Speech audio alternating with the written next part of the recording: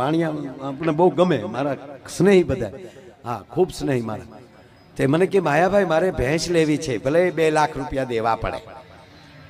તો અમે 1.5 લાખની ભેંસ શેઠ હાટું ગોતી, પણ ભેંસ દોવા દે નહીં, ત્યાં લઈ જાય. અમે રોજ એને ગોળ દઈએ, એ જે ભેંસ લઈ ગયા એને રોજ ગોળ દેતા અમે. તો હવે શેઠને તો ગોળનું મેં કીધું ભાઈ એને ખાણમાં ગોળ આપવો પડે, ગોળની ટેવ પડેલી છે ભેંને, કે કચ્છો વાંધો નહીં માયાભાઈ આપણે ગોળ દેશું. તો હવે એ પાછા ઊંચા માણસો ને તે ઊંચી ક્વોલિટીનો ગોળ લઈ આવ્યા, ઓલો ગાંગડા. હવે એ તગારું ભરીને મૂકે, ભેં દોવા બે તો 7 કિલો તો ગોળ ખાઈ જાય ભેં.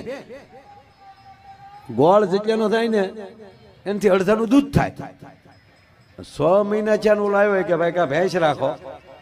મેં કીધું પણ તમે કેમ? મને કે માયાભાઈ 7-7, 8-8 કિલો ગોળ ખાઈ જાય. અરે ગાંડા ભાઈ 100 ગ્રામ ગોળ નો ખાય, 50 ગ્રામ તો બહુ થઈ ગયો. અરે શું વાત કરો છો? અમે તો ઓલા ગાંગડા કાપે કાપીને ટુકડા કરીને તગારો. અરે મેં કીધું ગાંડા ભાઈ હાલો હું તમને શીખવાડું. કરક બુદ્ધિવાળા માણસોને બુદ્ધિ વગેરેના માણસો બુદ્ધિ દેવા જાય છે. જો ભાઈ મારામાં બુદ્ધિ નથી, આ તમને ચોખ્ખું કહું. આ બુદ્ધિનો પ્રોગ્રામ જ નથી, આ દિલનો પ્રોગ્રામ છે. હા હજી એ જોક્સ કહું તમે, એ મને ભાઈ હૈયા સડાવજો, એ મને કહેજો બુદ્ધિવાળો જો એ કહું તમે. જો પેલા આ ગોળવાળો પૂરું કરું. નથી આવવું હમણાં, નથી આવવું.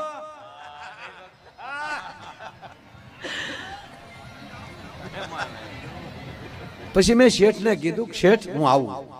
આ કયો ગોળ લાવ્યો? હતા હું એ નહીં, રસી આવે ને ગોળની રસી, એમાં થોડુંક પાણી નાખી અને આ તપેલું આ બકડિયું છે ને એમાં એ આમ લીપી નાખો, તડકે મૂકી દો.